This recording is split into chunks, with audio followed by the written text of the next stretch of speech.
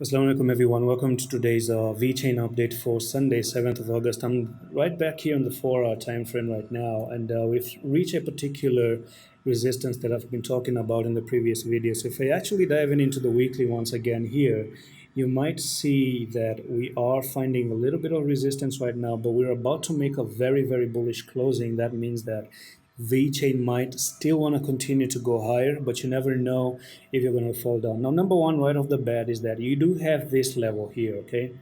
These three candles are three white soldiers, and if you don't know about three green candles back to back, they just mean a continuation to move higher. So there's this resistance, and you are potentially going to put in a bottom here, which is known as a saucer bottom right now. Okay, so that to me looks like the main resistance that you might want to break right now, and you do have another resistance up at 3166 as well. So be careful about 3166. I'm just going to remove that one because I do see a rounded bottom on a weekly time frame. So if I do show you that one right here very quickly, I can write in a rounded bottom right there, and I'm going to show you the images here, and it almost looks like something like this. Okay, so you went to the downside and then you start to make that rounded reversal to go to the upside.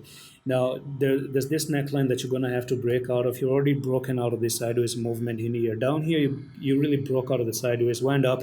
Now the question is, next week, can you actually break and make a bullish closing to 3664 and then come down for the retest, amazing entry, and then continue higher? So you're looking for VChain to basically go from there to there, and we might be looking for a technical target to come up to the 4464.